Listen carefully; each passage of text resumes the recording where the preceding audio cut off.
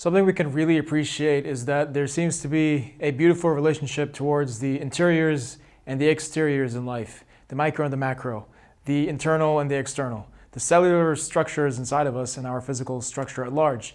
You know, the nutrients held inside the food that we eat and the smells and the aesthetic look we have on the outside. Small firms clustered in the whole economy of a country. Actually, so much of our spiritual problems happen when we don't understand how this relationship works. That the worship of the God of the people has to do with being well-mannered and considerate to the people.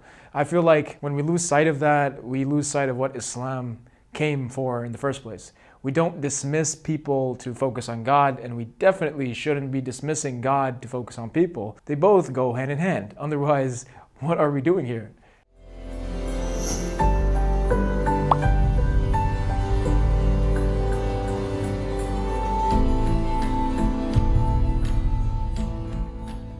A big misunderstanding that I seem to have early on in my upbringing was that Islam is confined to ritual acts. You know, no one ever told me Islam is a system at large that works towards noble goals for all of mankind. I had no idea about this thing like Islam aspires for the purification of the human soul, and that Islam actually advocates justice against corruption, whether it's in one household or an entire nation. Islam means to grow a beautiful relationship between human beings and their creator, as well as growing a courteous relationship between mankind amongst themselves.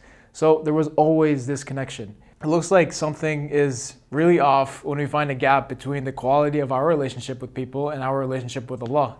You might be finding yourself praying, fasting, making your occasional umrah, and even reading a daily portion of the Quran, yet there is still an issue lying unaddressed. You don't feel it, it feels redundant, everything is just plain. Perhaps there is something wrong. There could be many things wrong, in fact, but for the sake of this episode, let's focus on one aspect that Allah highlighted Himself in Surah An-Nisa.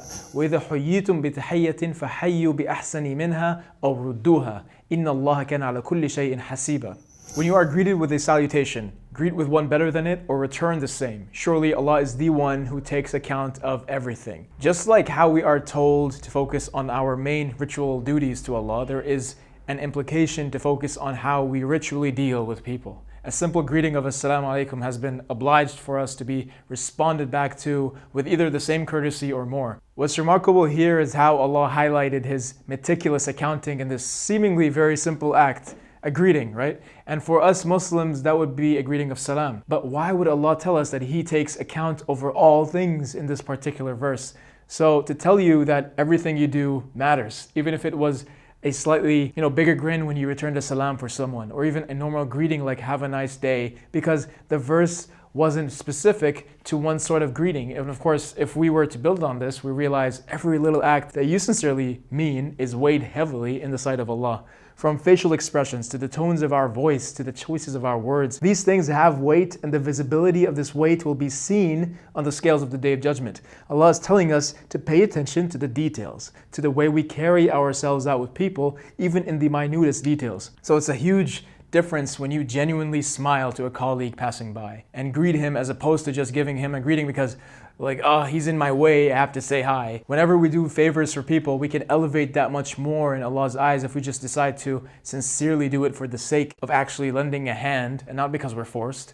And the nice thing about this is that this is something you got to do inside here. To have a change of heart. You do absolutely no extra effort, in a physical sense. And in essence, that shows you that our hearts have spiritual work to do, just like our limbs when we prostrate or raise our hands for dua. It's a beautiful sentiment here. We are told to raise the boring, mundane acts of our day-to-day and remember that in essence, these are still acts of worship, and allow ourselves with these opportunities to transcend beyond what's formally asked of us, to excel with those around us, and for that Allah will surely show you His appreciation.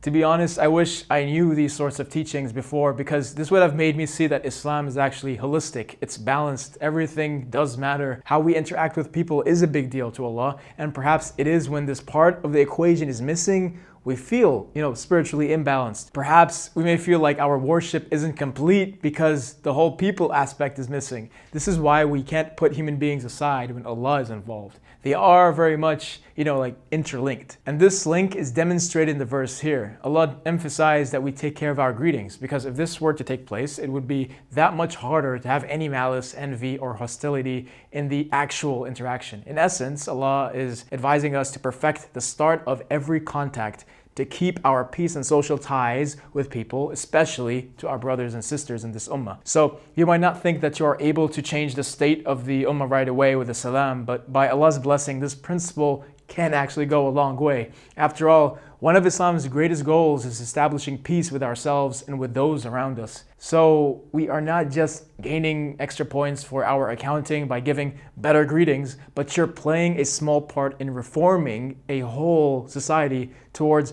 harmony and better relations by simply holding on to a principle that was asked by Allah Himself. So we really shouldn't take these things lightly. It's kind of a big deal.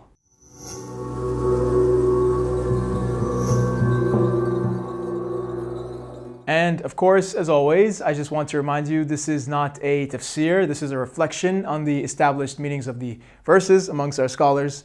I'm not your neighborhood scholar or your teacher. I'm just some Muslim kid.